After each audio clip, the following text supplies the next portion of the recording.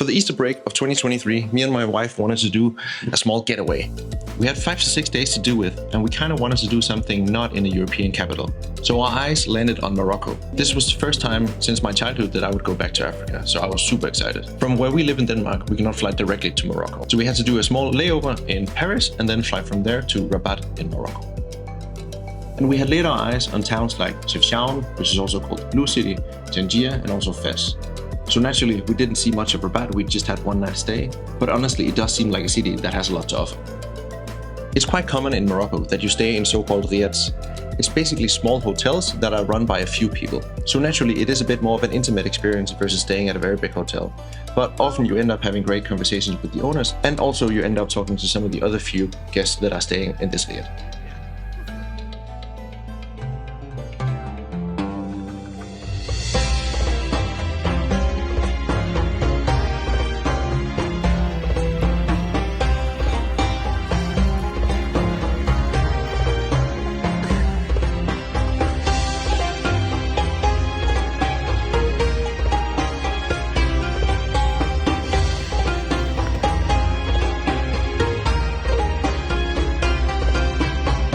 The train system in Morocco I find really great. There's a high-speed rail that runs all the way down from Casablanca all the way up to Tangier, and then you have a comparably more bumpy train that goes from, I think, at least Rabat up to Fez, and probably also all the way up to Tangier.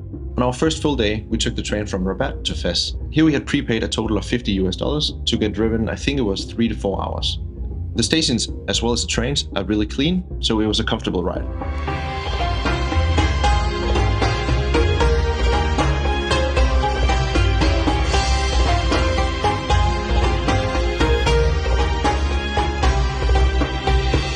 Once we arrived at Fez, we realized that the train station is a bit far out of the Medina.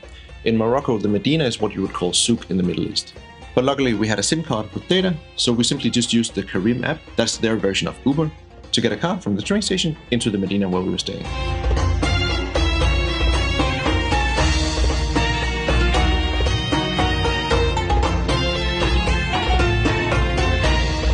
The first afternoon in Fez was simply just exploring the Medina and simply just taking in all the vibrant energy that it has.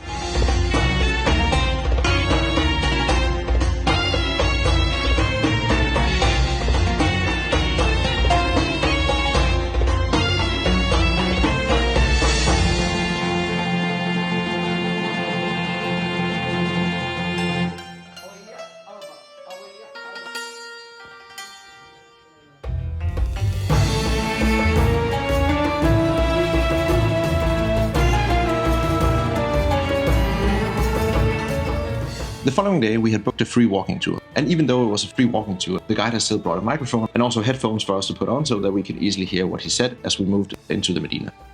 We usually do that when we get to a new place. And sometimes probably it can feel a bit claustrophobic. So that's why if you walk as a group, you can easily get separated over quite a distance.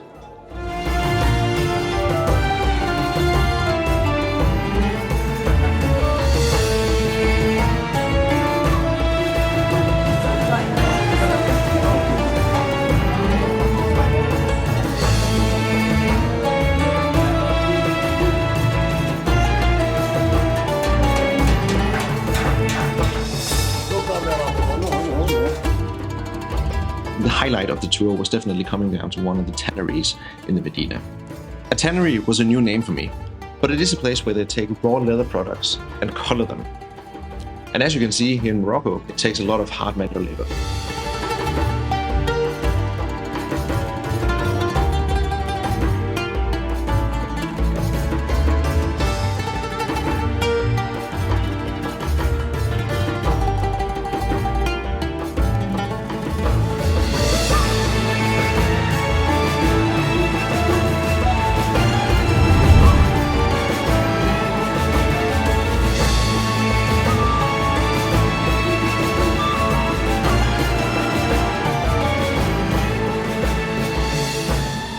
After the walking tour, we kept strolling through the Medina. I had a cup of coffee on the sidewalk while Sissel was buying some new tea mugs.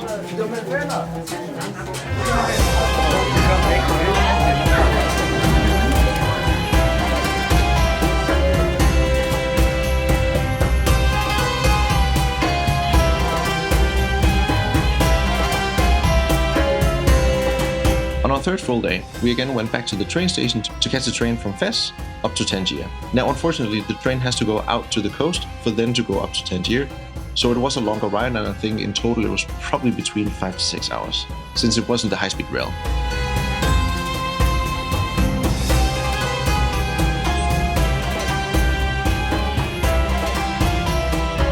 I have found Riyadh, which was located in the old part of Tangier, so it was situated a bit higher than the rest of the city, providing a very good lookout over the entire bay.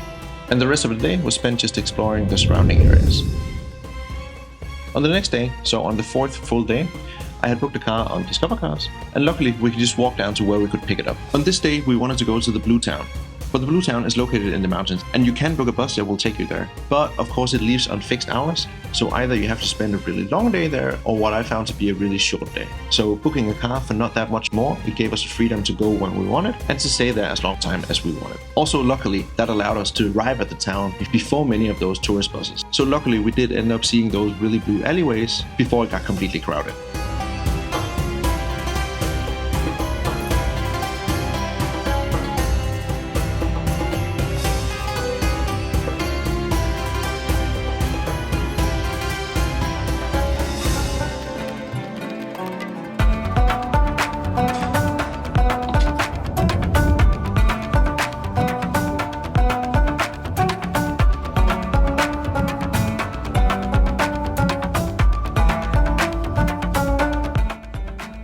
The route itself, driving from Chefchaouen back to Tangier, was actually really stunning, and they do have really good roads, so all in all it was a really nice mini road trip.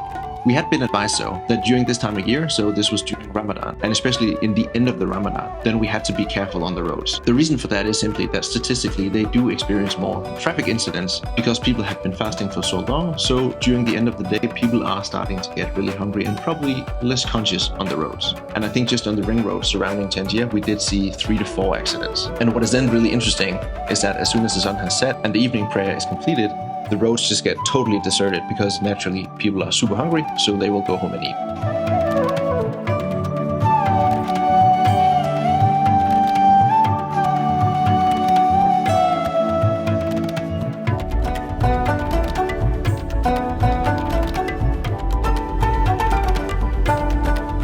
On our 5th full day in Morocco, we had again booked a free walking tour.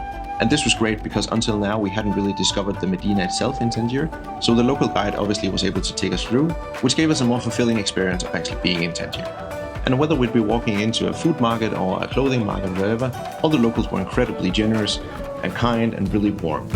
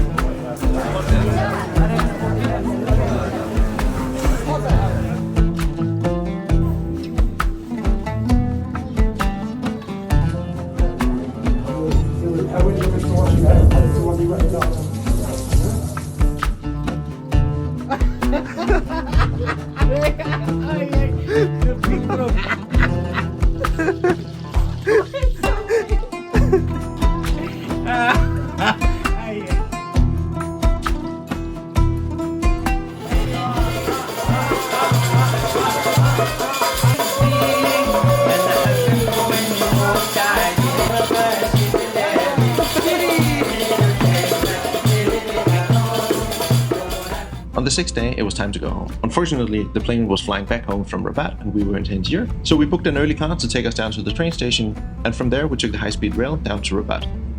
I think we covered around 300 kilometers within 1.5 hours, and again we paid around $50 in total for 2 people.